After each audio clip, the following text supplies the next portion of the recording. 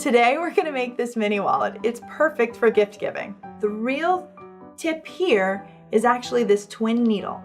It's a single shank application that you're gonna install just like your regular needle. Next, we're gonna install our pin tuck foot.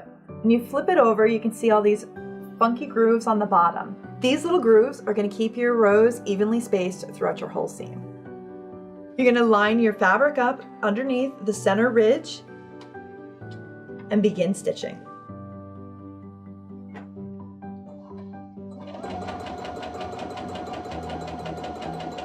Just gonna keep that line in the center.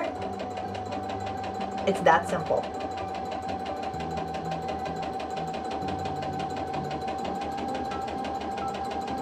So we've got our first pin tuck in place, and I don't want you to worry about that black seam down the side. We're gonna iron that away later.